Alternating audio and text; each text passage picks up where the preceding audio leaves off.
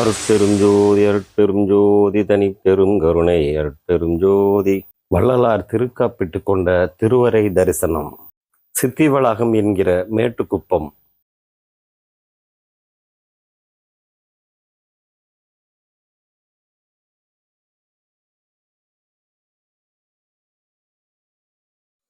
முதலாவதாக நற்கருங்குழியில் வள்ளலார் தண்ணீரில் விளக்கெடுத்த இல்லத்திலிருந்து நமது பயணத்தை தொடங்குவோம். இதோ அந்த இடம்.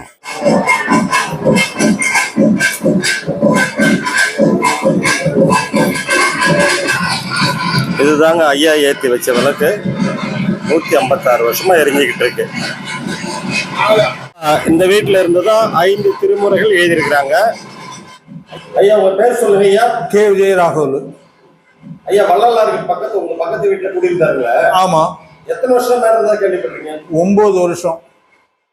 தண்ணீர்ல விளக்கரிச்சுதான் சொன்னாங்களா? இந்த வீட்டுல தானே? அதே வீட்டுல தான். இப்ப எரியிற தீபம் வந்து அவர் ஏற்றி வச்ச தீபமா? ஆமா, விடாத எரியுது. இப்போ எண்ணெயால் எரியுது. சரிங்க. 9 வருஷம் இருந்து 4 திருமுறைகளை இங்கதான் எழுதினாங்களா? ஆமாங்க. சரிங்க ஐயா. சரிங்க. இங்க இருந்துதான் வடலூர்ல சத்தியஞான சபை தர்மசாலை 2ஐயும் கட்டினது. இங்க தங்கி இருந்துகிட்டே. ஆமா. சரிங்க ஐயா. சரிங்க, ரொம்ப நன்றிங்க ஐயா.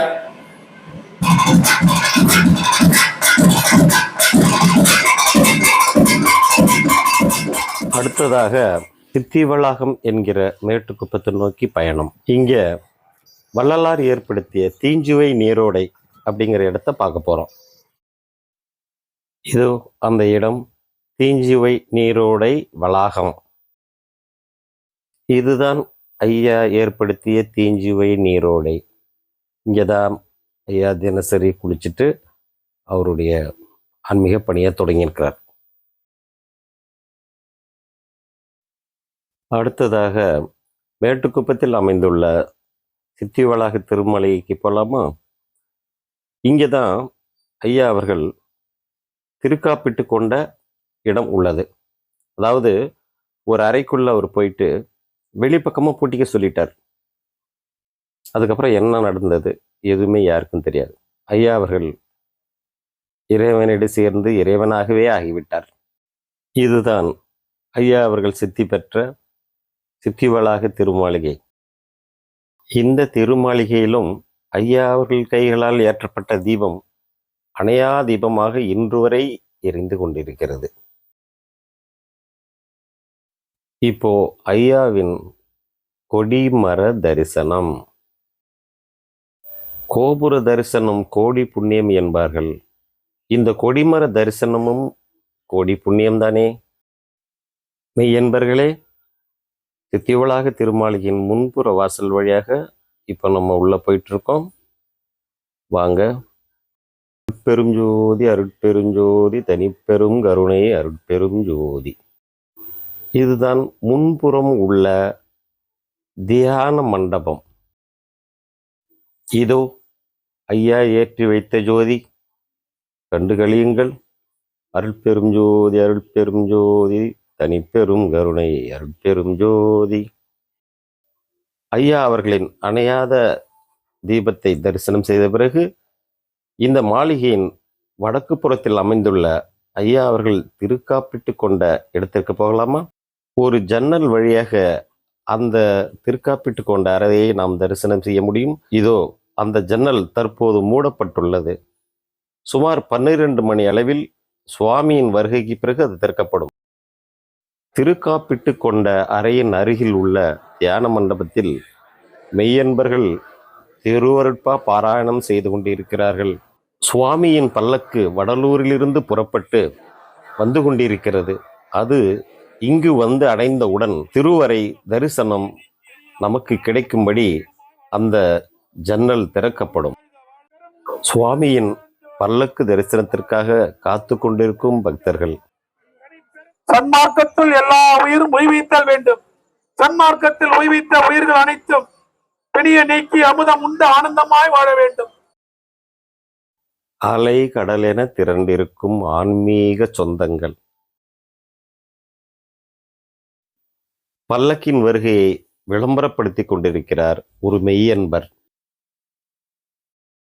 வருடத்திற்கு ஒரு முறை மட்டுமே வடலூர் தைப்பூசத்திற்கு ஒரு நாள் விட்டு மறுநாள் கிடைக்கும் இந்த தரிசனத்தை காண்பதில் எவ்வளவு ஆனந்தம், காத்திருப்பதில்தான் எவ்வளவு சுகம். அனைத்து வயதினருக்கும் என்ன ஒரு உற்சாகம், என்ன ஒரு மகிழ்ச்சி.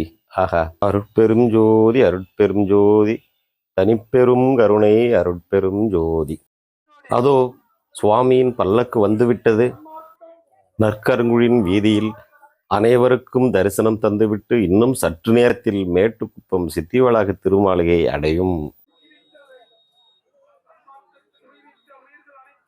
வழிநெடுகிலும் நிறைய இடங்களில் சிறப்பான அன்னதானம் நடந்து கொண்டிருக்கிறது.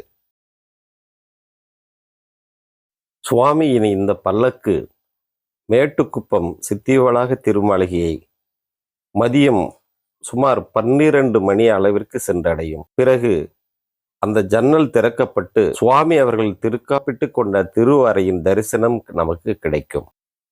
பக்தர்களுக்கு எவ்வளவுதான் உற்சாகம் பாருங்கள், எவ்வளவுதான் மகிழ்ச்சி.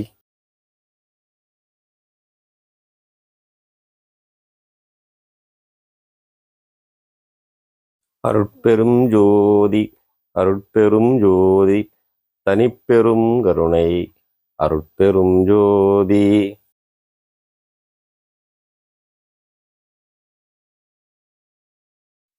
சுவாமியின் பல்லக்கு சித்திவளாக திருமாளிகை வந்து அடைந்து விட்டது. திருவரை தரிசனத்திற்காக காத்து கொண்டிருக்கும் லட்சக்கணக்கான பக்தர்களை பாருங்கள். வருடத்திற்கு ஒரு முறை மட்டுமே மதியம் 12 மணியில் இருந்து மாலை 6 மணி வரை கிடைக்கும் இந்த தரிசனத்தை காண இந்தியா மட்டுமல்லாமல் அயல் நாடுகளிலிருந்தும் வந்து குவிந்திருக்கும் பக்தர்கள். தற்போது அந்த ஜன்னலானது திறக்கப்பட்டு பக்தர்கள் திருவரை தரிசனத்திற்காக அனுமதிக்கப்படுகிறார்கள். பாருங்கள், நீண்ட நெடிய வரிசையில் நின்று அந்த தரிசனத்தை காண ஆர்வமுடன் பயணிக்கும் பெரியவர்கள், சிறியவர்கள், முதியவர்கள். ஆஹா, என்ன அற்புதமான காட்சி! எவ்வளவு அமைதியுடன் சென்று கொண்டிருக்கிறார்கள். தமிழக காவல்துறையினரும் மிக சிறப்பாக செயல்பட்டு பக்தர்கள் அமைதியுடன் திருவரை தரிசனம் செய்ய உதவி வருகிறார்கள்.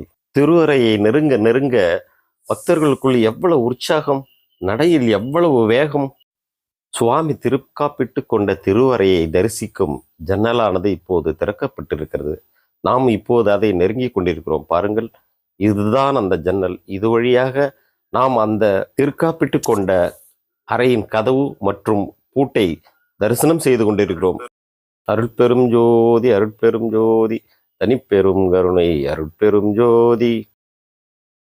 அருட்பெரும் ஜோதி அருட்பெரும் ஜோதி தனிப்பெரும் கருணை அருட்பெரும் ஜோதி.